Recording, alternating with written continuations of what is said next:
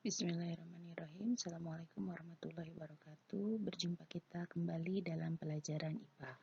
Apa kabar semuanya anak-anakku? Semoga kalian senantiasa sehat selalu dan tetap semangat walaupun belajar dari rumah. Untuk pertemuan kali ini, kita akan mempelajari materi baru, yaitu materi bab ketiga tentang usaha dan pesawat sederhana. Materi pada bab ketiga ini akan membahas tentang apa saja. Yang pertama akan membahas tentang usaha dan yang kedua akan membahas tentang pesawat sederhana.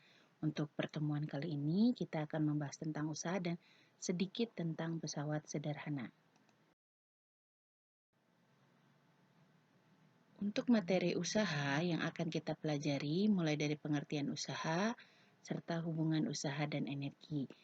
Dan nanti untuk pesawat sederhana kita akan mempelajari 4 jenis pesawat sederhana mulai dari tuas atau pengungkit, kemudian bidang miring, kemudian gear dan katrol.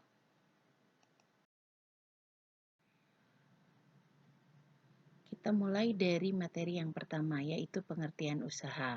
Kata usaha tentunya sering kalian dengar dalam kehidupan sehari-hari. Apa itu usaha? Usaha dalam fisika erat hubungannya dengan gaya dan perpindahan. Kalian bisa lihat di gambar, di sini ada sebuah kotak berada pada posisi A, kemudian digeser dengan gaya sebesar F sehingga berpindah sejauh S pada posisi B, sehingga besar usaha yang dilakukan pada meja tersebut adalah W sama dengan F kali S, di mana W adalah usaha, satuannya Joule, F-nya gaya Newton, dan S-nya adalah perpindahan dalam satuan meter.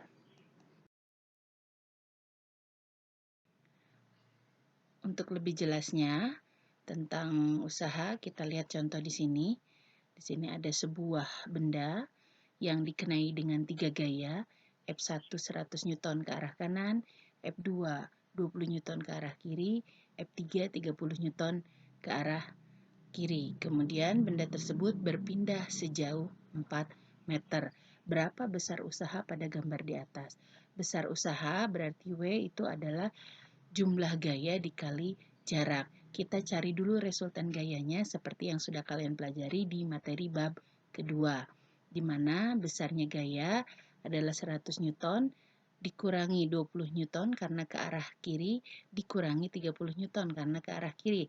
Sehingga kita dapatkan besarnya jumlah gaya atau resultan gaya sebesar 50 Newton. Sehingga kita bisa mencari usahanya bahwa W sama dengan F dikali S. F-nya 50 Newton, S-nya 4 meter. 50 dikali 4 meter sama dengan 200 Newton. 200 Joule, maaf. Baik, di sini ada contoh soal lain untuk usaha. Sebuah gaya 20 Newton bekerja pada benda sampai terjadi perpindahan 80 cm. Berapa usaha yang dilakukan oleh gaya tersebut? Diketahui dari soal tersebut gayanya 20 Newton, jaraknya 80 cm. Yang ditanya berapa W-nya atau usahanya. Nah, yang harus kita perhatikan di sini satuannya. F-nya satuannya sudah dalam Newton, sedangkan jaraknya di sini dalam cm. Kita rubah dulu ke dalam bentuk meter sehingga 80 cm kita rubah jadi 0,8 meter. Baru kita masukkan bahwa besarnya usaha atau W sama dengan F dikali S. W-nya sama dengan F-nya 20 Newton, S-nya kita masukkan jarak yang sudah dirubah yang dalam bentuk meter 0,8 meter sehingga kita dapatkan usahanya sebesar 16 Joule. Materi yang berikutnya adalah hubungan usaha dan energi. Bagaimana hubungan usaha dan energi? Kita lihat di sini dihubungkan usaha dengan besarnya energi kinetik dan usaha dengan besarnya energi potensial atau EP.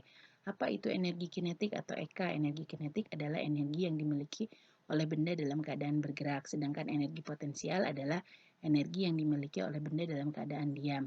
Besarnya usaha sama dengan selisih energi kinetik atau besarnya usaha sama dengan energi kinetik akhir dikurangi energi kinetik awal. Sehingga didapatkan W sama dengan setengah massa dikali kecepatan akhir dipangkatkan 2 dikurangi kecepatan awal dipangkatkan 2. Atau jika usaha dihubungkan dengan besarnya energi potensial, maka usaha sama dengan selisih dari energi potensial akhir dikurangi energi potensial awal, sehingga didapatkan W sama dengan massa dikali gravitasi dikurangi ketinggian akhir dikurangi ketinggian awal atau H1. Bagaimana dengan laju energi? Laju energi ditetapkan dengan P atau daya, di mana P sama dengan W per T atau energi kinetik dibagi waktu atau energi potensial dibagi waktu.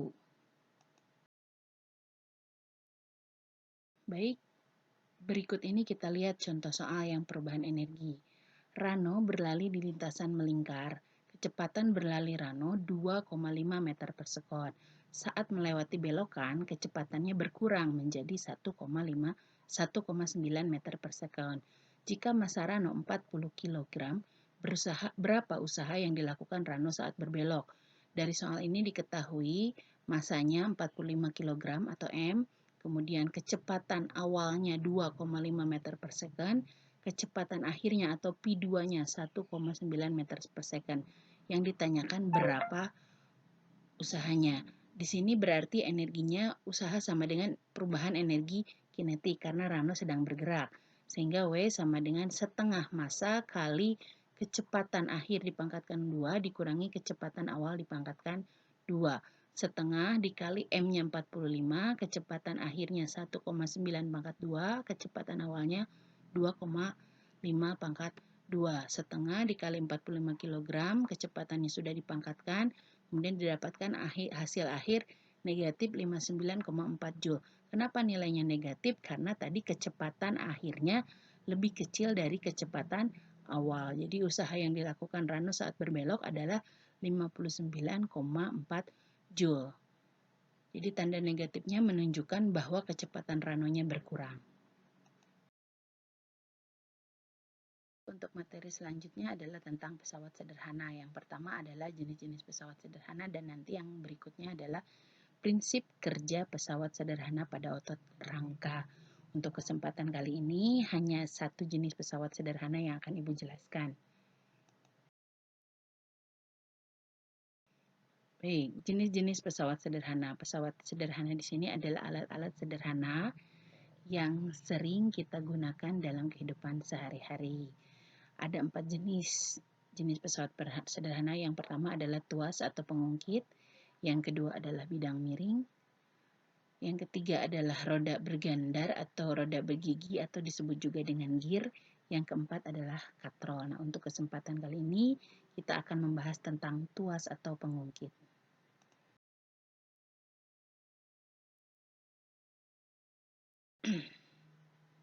Baik, kita lihat yang pertama mengenai tuas atau pengungkit. Tuas itu biasanya berupa sebuah pengungkit yang terbuat dari berbagai jenis bahan.